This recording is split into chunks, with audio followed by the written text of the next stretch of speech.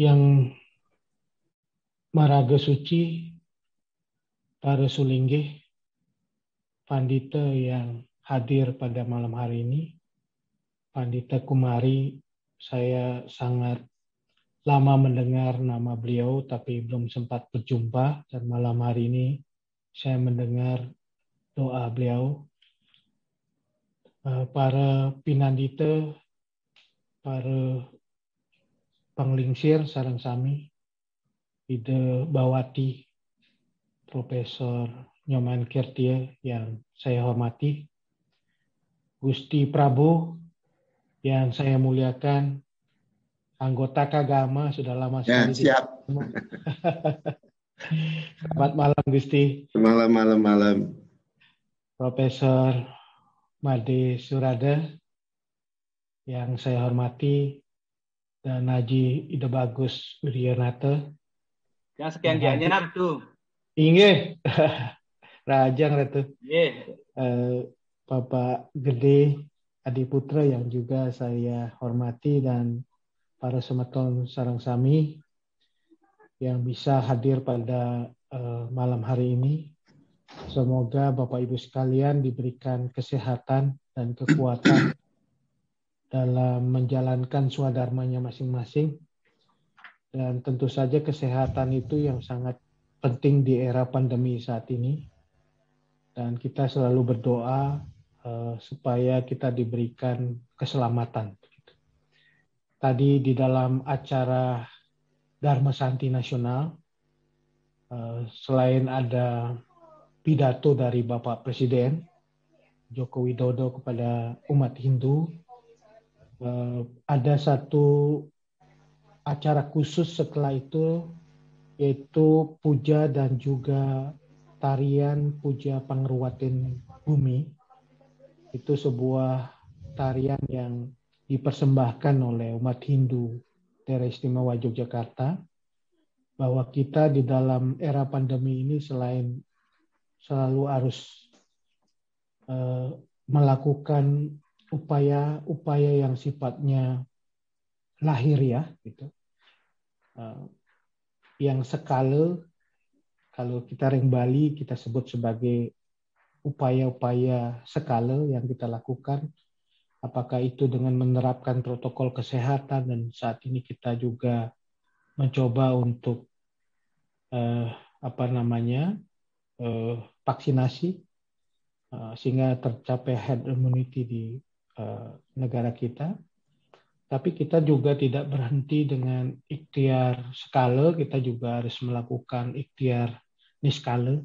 Secara spiritual kita juga harus terus memperkuat doa kita. Istilah Pak Menteri Agama tadi, mengetuk langit, gitu. Memohon pada langit supaya kita betul-betul diberikan kesehatan dan keselamatan. Karena esensi dari semua agama itu menurut saya, termasuk mungkin Gusti Prabu, kita adalah mencari keselamatan. Ya betul, kalau kita sebut swastiastu itu sebenarnya supaya kita selamat. Hama mayu ayuning bawono juga kita mencari sesuatu yang bukan saja indah tetapi juga selamat. Saya kira ini adalah ikhtiar kita bersama untuk mencari keselamatan, bukan saja untuk diri kita tetapi juga untuk semesta. Karena dalam konsep umat Hindu kita tidak mendoakan diri sendiri, tetapi kita juga mendoakan sesama dan seluruh alam semesta ini. Saya juga sangat terhormat kembali diberikan kesempatan oleh Gita Santi Nusantara untuk memberikan pengantar diskusi. Saya merasa diri tidak cukup punya kemampuan untuk berbicara soal ini, tetapi saya ingin berbagi saja pengalaman-pengalaman yang saya miliki terkait dengan apa yang dibahas dalam serasehan malam hari ini. Karena menurut saya kita punya harta karun yang seringkali kita tidak sadari di Nusantara ini. Kita merasa hanya memiliki sumber daya alam, tetapi satu sumber daya yang kita lupakan itu sumber daya manuskrip Nusantara. Sumber daya manuskrip Nusantara ini terbentang luas dari Sabang sampai Merauke, dari Miangas sampai Kerote.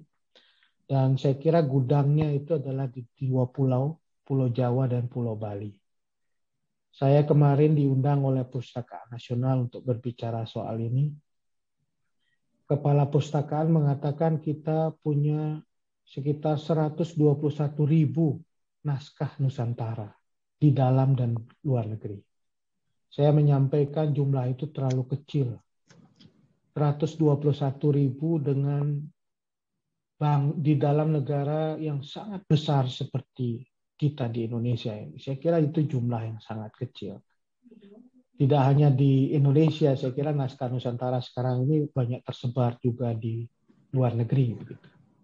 Saya ingin mengatakan kepada Pak Kepala Pustakaan Nasional bahwa kita itu jauh tertinggal dibandingkan negara-negara lain dalam proyek untuk menggali dan merawat, konservasi dan memajukan naskah yang manuskrip kuno yang mereka miliki.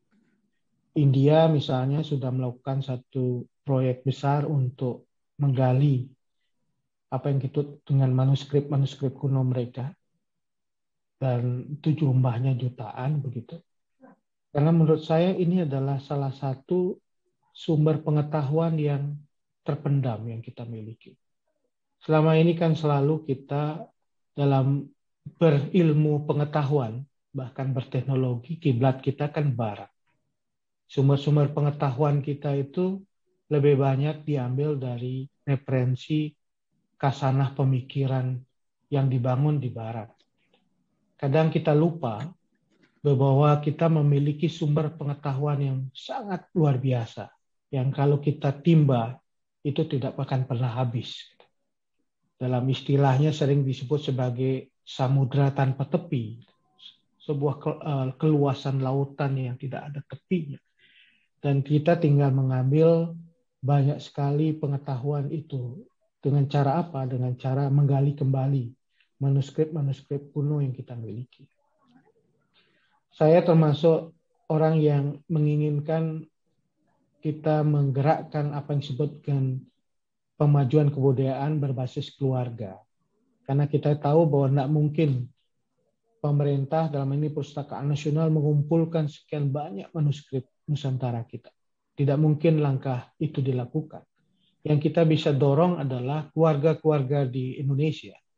Apakah itu di keraton, apakah itu di puri, di grill, di jero, di rumah-rumah masing-masing kita. Itu kembali untuk aware dulu, ingat dulu, peduli dulu terhadap naskah-naskah yang kita warisi, heritage yang kita warisi dari para leluhur kita. Dan kita setelah itu baru kita melakukan langkah konservasi, dan kemudian bahkan ke depannya kita perlu melakukan satu upaya untuk pemajuan kebudayaan melalui digitalisasi dan juga pemanfaatan manuskrip naskah Nusantara yang kita miliki. Dengan cara begitu, menurut saya kita akan bisa mendapatkan kekayaan sumber pengetahuan yang luar biasa dari para leluhur kita itu. Dan saya yakin para leluhur kita itu mempunyai tradisi beraksara dan bersastra yang luar biasa. Dalam beberapa kali seminar, saya gembira sekali saya bisa juga hadir. Ternyata kita punya tradisi beraksara yang sangat panjang gitu. Kalau kita ibaratkan pada masa di Bali misalnya abad-abad ke-6, ke-7 itu dinasti Kesari Warmadewa itu sudah mengenal 2 aksara dan 2 bahasa. Kemudian juga di Jawa saya kira kalau kita lihat prasasti dan relief yang ada di Candi Prambanan itu sudah sangat kuat bahwa kita juga punya tradisi beraksara dan bersastra.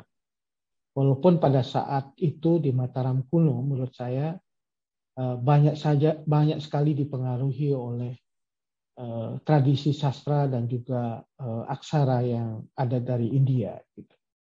Tetapi perkembangan selanjutnya yang ini justru menarik. Lahirnya local genius kita. Pada abad-abad ke-10 misalnya, sudah mulai untuk melakukan upaya untuk kontekstualisasi. Istilahnya waktu itu adalah penjawaan. Gitu ya.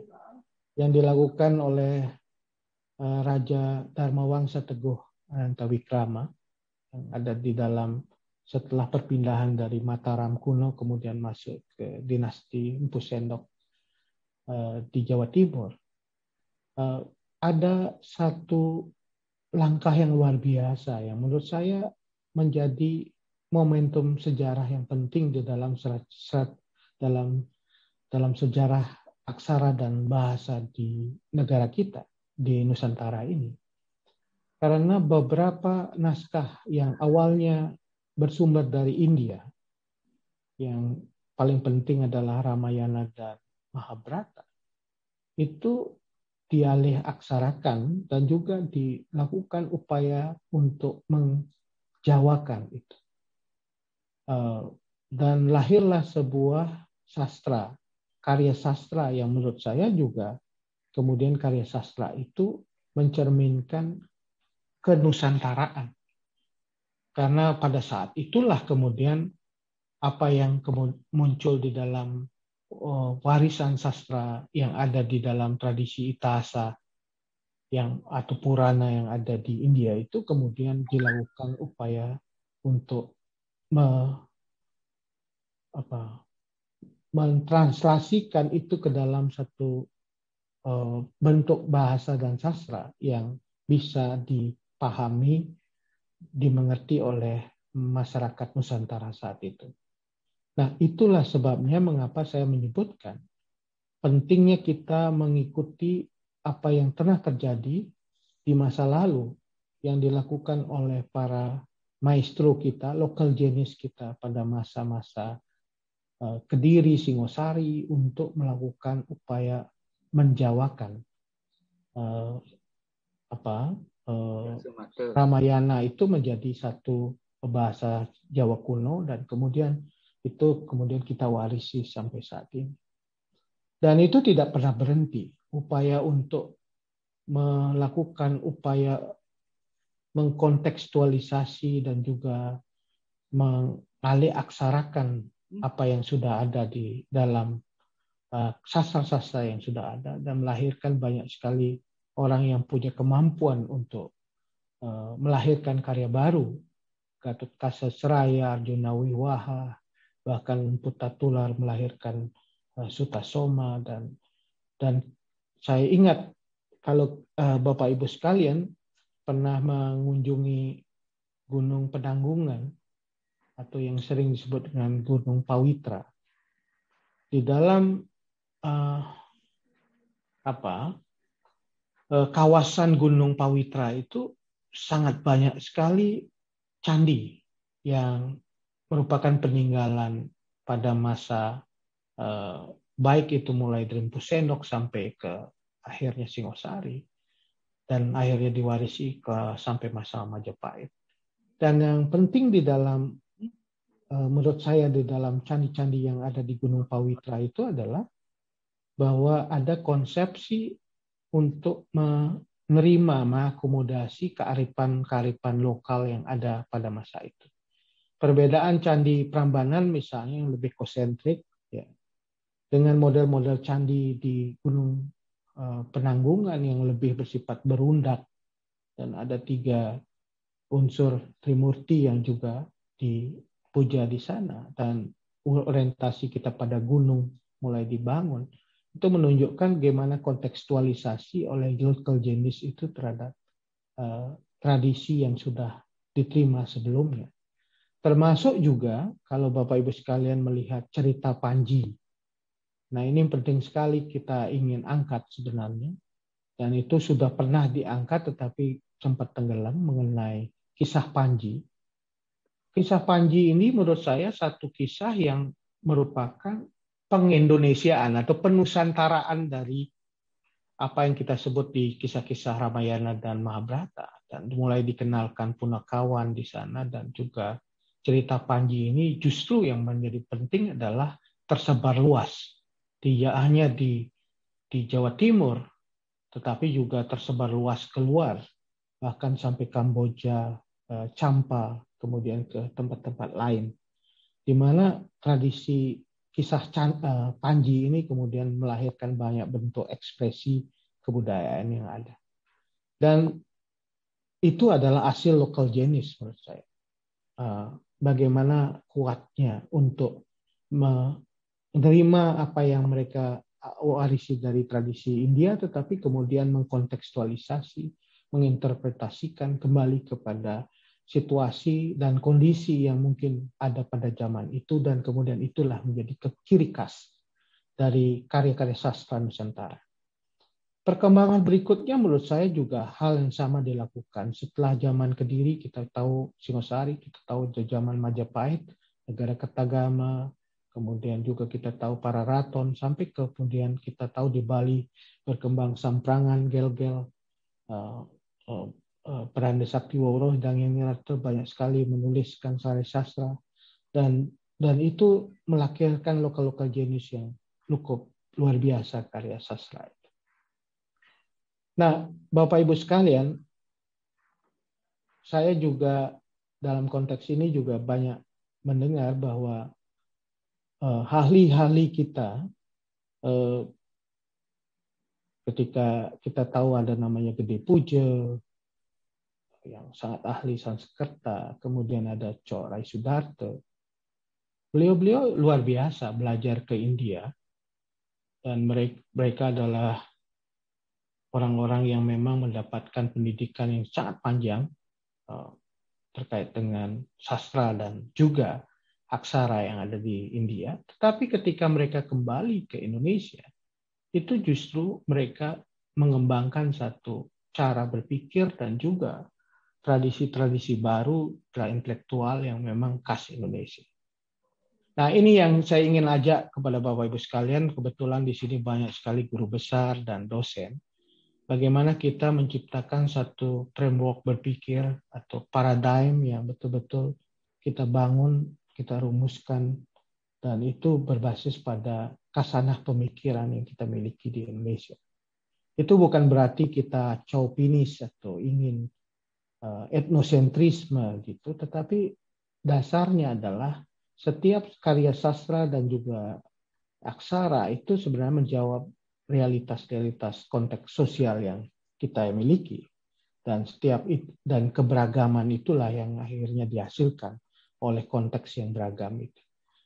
Nah, itu hal yang ingin saya bagi kepada Bapak Ibu sekalian, sehingga tradisi yang dibangun oleh Gita Santi Nusantara ini, harapan saya bisa melahirkan lokal-lokal genius yang baru, yang kira-kira bisa menjadi orang yang bisa menginterpretasikan kembali susastra yang sudah ada dan bisa menjawab persoalan-persoalan baru.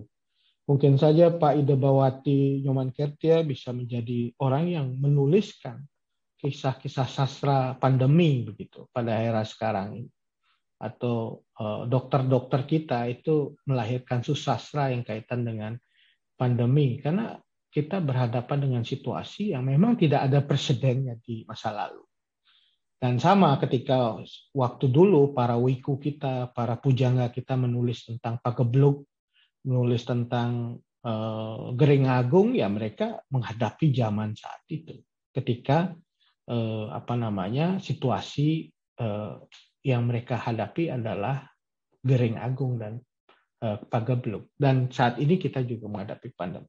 Sehingga tradisi bersastra itu tidak berhenti untuk membaca dan juga memahami inti yang sudah dihasilkan oleh para leluhur kita, tetapi menulis baru, susastra baru yang kita hasilkan untuk menjawab persoalan-persoalan baru. Dan itu menjadi pegangan kita di masa yang akan datang. Terakhir saya ingin mengajak Bapak Ibu sekalian, memang kita tidak hanya berhenti di melantunkan gita, melantunkan lagu, karena keindahan senandung itu adalah satu hal yang bisa membangun perasaan. Saya kira tradisi yang ada di Keraton Jogja juga sama, Gusti Prabu ya, bahwa orang itu disentuh melalui rasa. Tradisi untuk membangun, misalnya kita tahu Sunan Kalijaga dan sunan-sunan lainnya itu tentu punya strategi dan juga kearifan ketika beliau menyampaikan apa yang kita sebut sebagai agama itu, ajaran agama itu tidak melalui hanya dogma, tetapi juga melalui rasa. Dan rasa itu disentuh melalui gita, senandung. Makanya tradisi bergita itu sebenarnya strategi yang sangat panjang dan diteruskan sebenarnya sampai saat ini. Dan kita tidak berhenti hanya pada gita, tetapi kita berlanjutkan itu pada etika, pada susila dan sadhana. Saya sering mengatakan bahwa keramaian kita untuk bergita, kemeriahan kita untuk menyenandungkan suara-suara keindahan itu harusnya merupakan keramaian kita juga untuk membangun sadhana yang lebih baik. Kalau masyarakatnya senang untuk bergita, artinya masyarakat itu senang untuk berbuat, berlaku yang lebih baik. Seperti juga tradisi yang ada di Jawa, ngelmu itu ngelakoni katilaku. Melakukan menuntut ilmu itu harusnya diwujudkan dia betul-betul sampai tindakan. Nah, itu saya kira tantangan kita di era saat ini, di mana kemeriahan kita beragama harusnya juga sampai pada kemeriahan kita untuk membuat kualitas kehidupannya semakin baik, berintegritas, dan juga membangun solidaritas antar sesama. Mudah-mudahan dengan cara itu dunia akan semakin baik, alam semesta kita menjadi tempat yang merupakan tempat yang indah bagi kita untuk hidup bersama. Sekali itu yang ingin saya sampaikan, mohon maaf atas berbagai kekurangan yang sudah saya sampaikan, dan tentu Bapak Ibu sekalian dengan forum ini kita bisa saling mengisi. Saya akhiri dengan Parama Santi. Om Santi, Santi, Santi Om.